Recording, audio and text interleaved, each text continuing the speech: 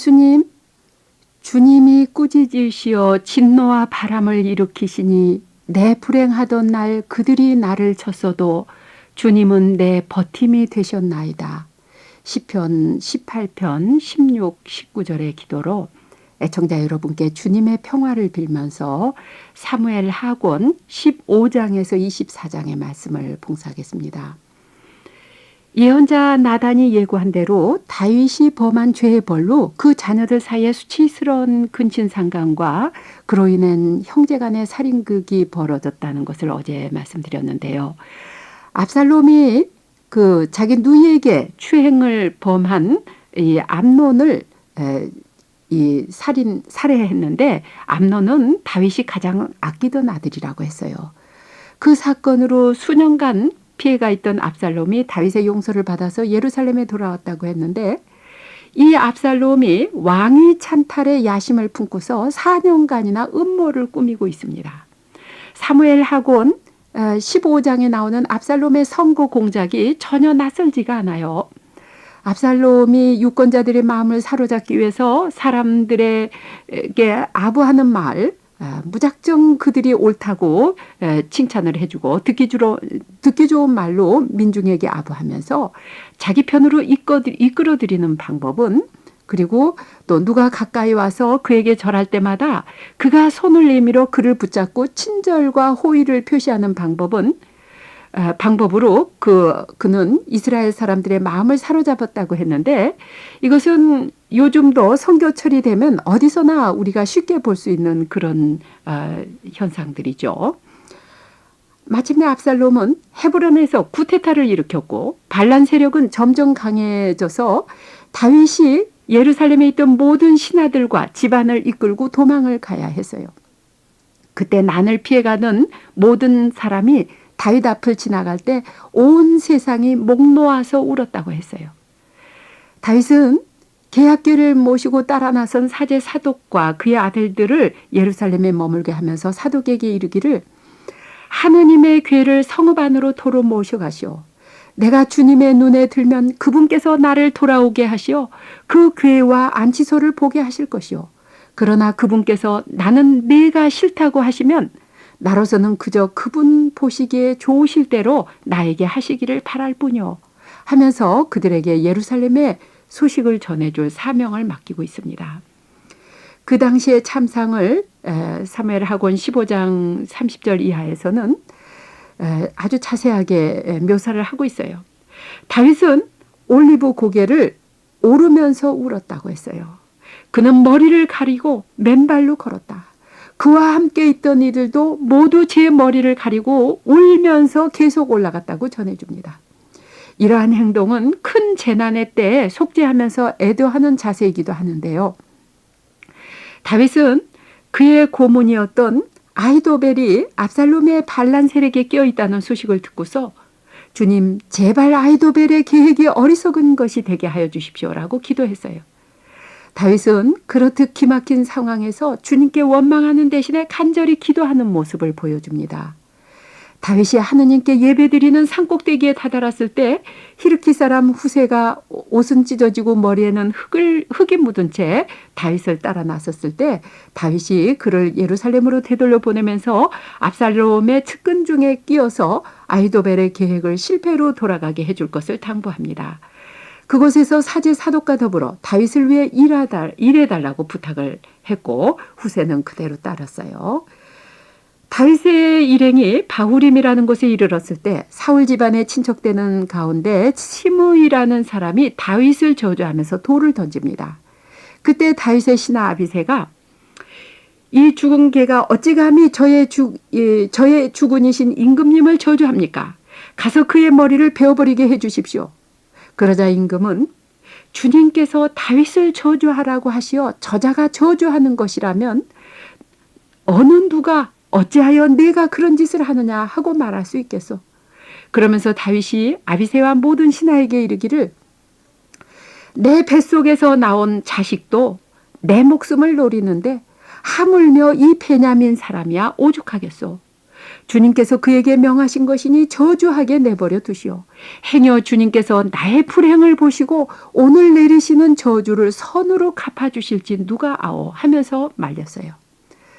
그러나 시므이는 다윗을 따라서 산비탈을 걸으며 줄곧 저주하고 그에게 돌을 던지면서 흙먼지를 뿌려댔다고 합니다. 그 극한 상황에서도 시므이의 저주를 인간이 아니라 하느님의 손에서 받아들이고 하느님의 자비를 청하는 다윗의 태도는 주님께 대한 깊은 신앙심이 아니면 도저히 불가능한 자세이죠. 아들에게 생명의 위협을 받으면서 쫓기는 기막힌 상황에서도 다윗은 하느님께 의지하면서 그 모든 불행을 하느님의 손에서 받았기에 그가 거룩한 왕이 된 것입니다. 예루살렘에 입성한 압살롬은 아이도벨의 좋은 대로 궁전 옥상에 차려놓은 천막에서 온 이스라엘이 보는 앞에서 자기 아버지의 후궁들에게 들었다고 했어요. 다윗이 궁을 지키라고 남겨둔 10명의 후궁들을 욕보인 것이 바로 다윗이 그 옥상에서 우리아의 아내 밧세바를 내려다보고 그와 간음하고 그 여인의 남편을 죽게 한 죄의 벌임을 오래전에 나단이 예언한 대로 된 것이죠.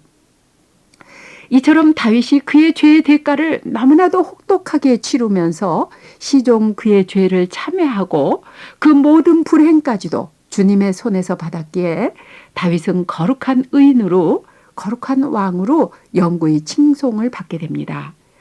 다윗의 친구 후세의 작전이 성공하고 아이도벨이 실패하면서 자살하고 또 다윗군에게 참패한 발람군에 대해서 그리고 아들 압살롬의 죽음을 슬퍼하는 다윗에 관해서 또 그들의 예루살렘 귀환 이후의 상황이 사무엘 하곤 17장 이하에 계속돼 나옵니다. 사무엘 하곤을 마치는 그 마지막 24장은 다윗이 하느님의 뜻을 묻지도 않고 이스라엘 전역에 병력 조사를 했다가 온 나라에 재앙이 내린 사건을 기술합니다. 그렇듯이 신앙심이 깊었던 다윗도 자신의 생각대로 인구 조사를 하는 큰 잘못을 또 저지르지요. 이처럼 다윗은 우리와 똑같은 이 죄인이기에 잘못을 거듭하는 죄인이기에 더 우리에게 친근해지고 공감이 가게 됩니다. 다윗처럼 많고 많은 죄를 범한 죄인 저희에게 자비를 베푸시는 주님, 저희가 하느님과 사람들 앞에서 당신께 죄를 지었음을 인정하며 자비를 베풀 줄 아는 인간이 되게 하소서. 아멘.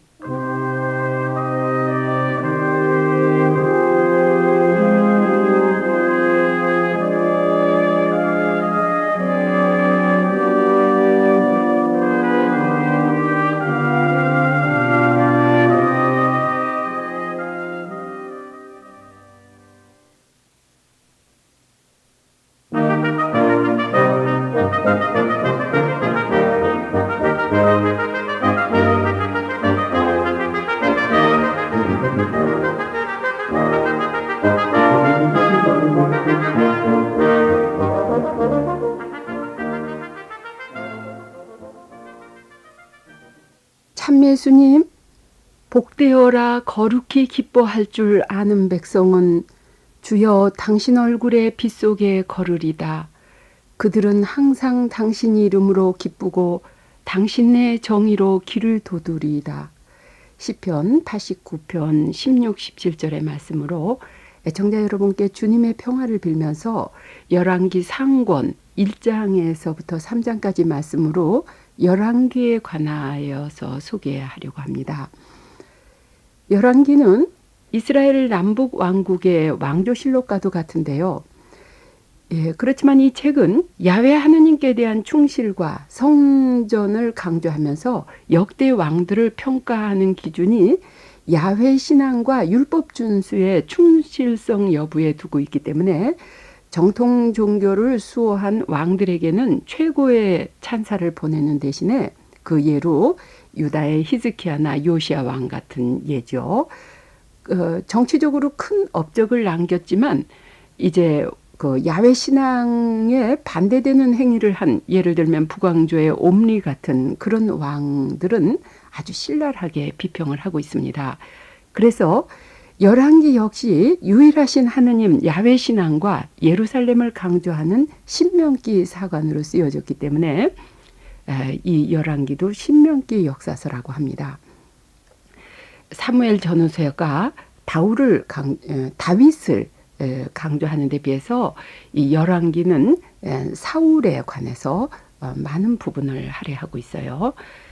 다윗 왕의 파란만장한 생애가 끝나기까지 다윗의 자식들 사이에 또다시 왕위 찬탈전이 벌어지고 그 결과 아도니아가 왕이 될 야심을 품고 이를 꾸몄지만 실패하고 다윗의 막내 아들인 솔로몬이 왕위를 계승하게 이릅니다. 다윗에 이어서 왕이 된 솔로몬은 아도니아와 그를 편들었던 그 군사령관 요압을 처형하고 아비아달 사제는 귀향을 보내죠. 모든 이 정치적인 그 숙적을 제거한 솔로몬에 대해서 열왕기 2장 46절에서는 이와 같이 하여 왕국은 솔로몬의 손안에서 틀이 잡혀갔다라고 요약을 하고 있어요. 이 인간의 역사를 기술한 성서를 통해서 우리에게 주시는 메시지는 인간의 모든 잘못에도 또 죄에도 불구하고 하나님께서는 예정하신 사람을 왕위에 올리시는 그 계획을 실천하고 계시는 것을 보여주고 있어요. 따라서 인류 역사를 이끄시는 하나님께 순종하고 따르는 것이 인간이 지녀야 하는 진정한 지혜라는 것을 여기서 또 알려주고 있습니다. 솔로몬의 치세 초기에 관해서는 열왕기 저자가 3장 3절에서 솔로몬은 야훼를 사랑하였고 그의 아버지 다윗의 법도를 따라 살았다고 높이 평가하고 있습니다.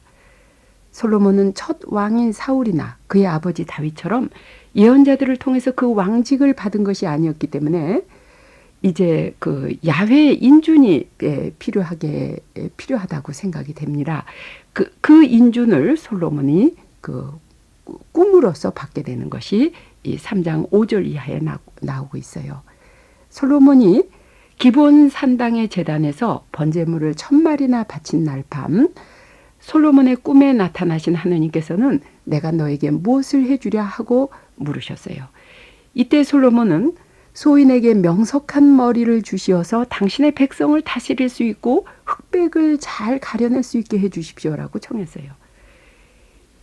이것이 하느님 마음에 들었다 그랬는데 하느님께서는 내가 장수나 북이나 원수 갚는 것을 청하지 아니하고 이렇게 옳은 것을 가려내는 머리를 달라고 하니 자 내가 네 말대로 해주리라. 이제 너는 슬기롭고 명석하게 되었다. 너 같은 사람은 전에도 없었고 앞으로도 없으리라. 뿐만 아니라 내가 청하지 않은 것 부귀와 명예도 주리라. 내 평생에 너와 비교될 만한 왕을 보지 못할 것이다. 내가 만일 내 아비 다윗이 내 길을 따라 걸었듯이 내 길을 따라 내 법도와 내 계명을 지킨다면 내 수명도 길게 해주리라고 하셨습니다. 솔로몬이 하나님께 청한 바른 판단력은 지도자가 갖추어야 할 첫 번째 조건이죠.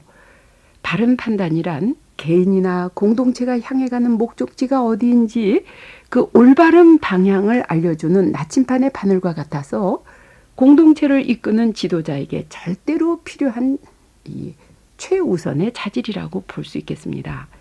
상황 판단을 제대로 하지 못해서 그릇된 방향으로 공동체를 인도하는 사람은 아무리 그가 많은 자질을 가지고 있다 할지라도 지도자가 될 자격을 상실하는 것이죠.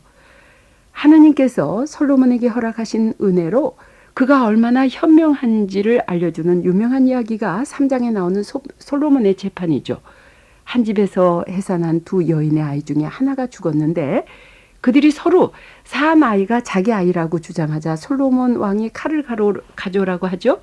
그리고 그 산 아이를 둘로 나누어서 반쪽은 이 여자에게 또 반쪽은 저 여자에게 주어라고 명령할 때 산 아이의 어머니가 제 자식을 생각해서 가슴이 메어지는 듯해서 왕에게 아뢰기를 임금님 산 아이를 저 여자에게 주시고 아이를 죽이지만은 마십시오. 그러나 다른 여자는 어차피 내 아이도 아니고 네 아이도 아니니 나누어 갖자고 했어요.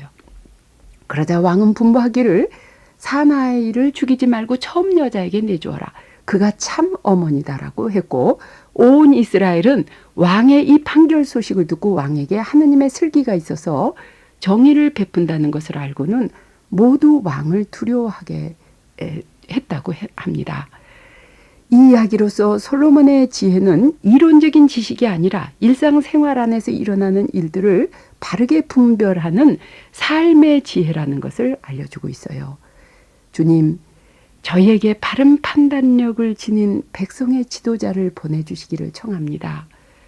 모든 것에 앞서 하느님을 두려워할 줄 알고 동정심을 지닌 지혜로운 지도자, 생명을 소중히 여기고 이기심이나 사심이 없이 헌신적으로 봉사할 나라의 일꾼을 보내주시며 저희 모두에게도 바른 분별력과 지혜를 주시어서 바르게 선택할 은혜를 주시고, 솔로몬의 이 지혜가 바로 하느님을 두려워하면서 또 하느님의 법규를 제대로 지키면서 하느님의 말씀에 순종하면서 나왔다는 것을 깨달으면서 하느님 두려워할 줄 아는 지도자를 보내주심으로 찬미 받으소서. 아멘.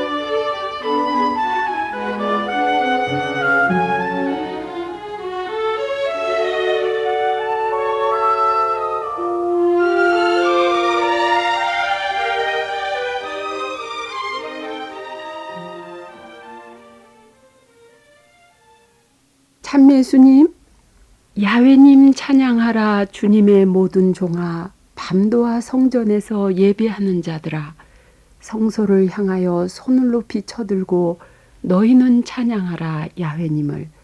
시편 134편 1, 2절의 말씀으로 애청자 여러분과 함께 찬양하는 마음으로 열왕기 상권 4장에서 8장의 말씀을 봉사하겠습니다.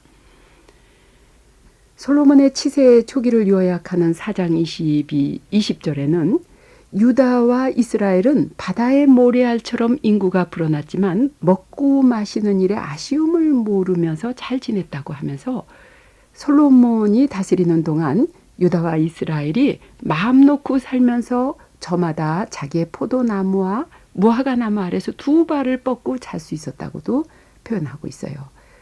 솔로몬은 정치, 경제, 외교에 성공해서 이스라엘 역사에서 가장 넓은 영토를 차지했죠. 유프라테스로부터 블레셋 땅을 지나 에집트 국경에 이르는 지역 안의 모든 왕국을 지배했다고 했어요.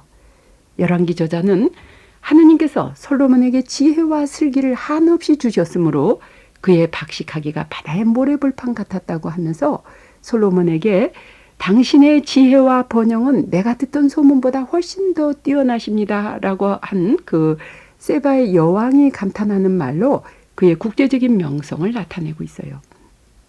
이러한 전승에서 성서의 모든 지혜서들의 저자를 솔로몬에게 돌리고 있는 것이죠.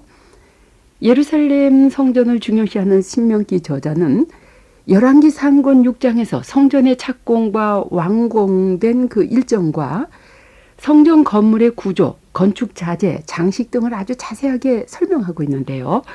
솔로몬 자신과 그의 많은 후궁을 위해서 그 왕궁 건축을 한 것이 13년이고 성전은 7년 반밖에 안 걸리는 7년이었지만 왕궁에 대해서는 아주 짧게 언급하고 성전에다가 굉장히 큰 관심을 두고 긴 그 서술을 하고 있는 것은 신명기 저자의 관심사가 성전에 있다는 것을 나타내고 있는 것입니다.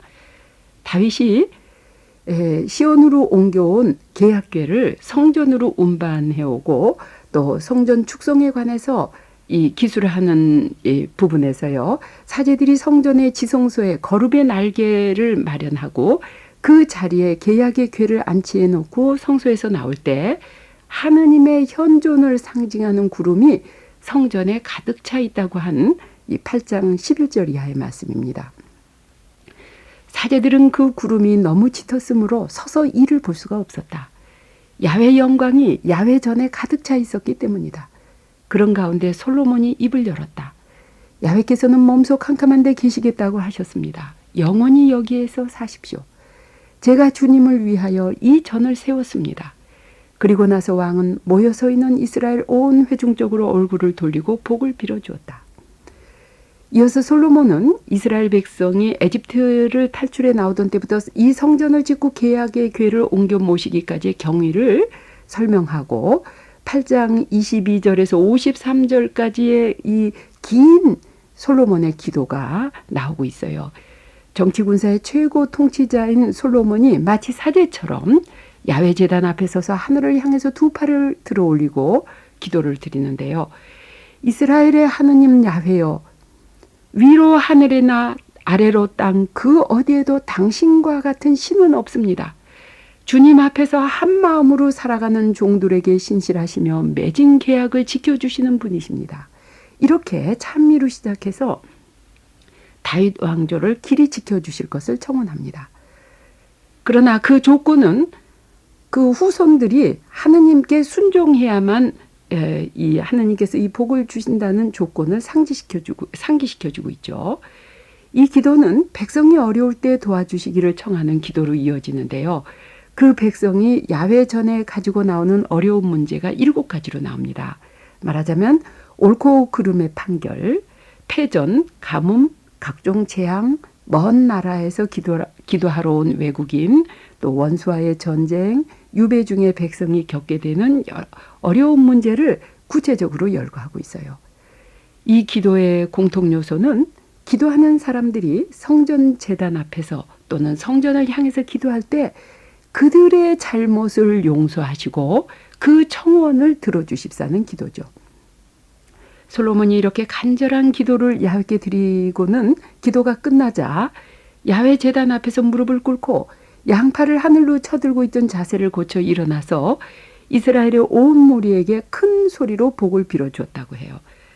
그런데 8장 54절에서 61절 사이의 축복은 야훼는 찬양을 받으실 분이십니다. 이렇게 시작을 하고 있는 찬미의 기도인데요.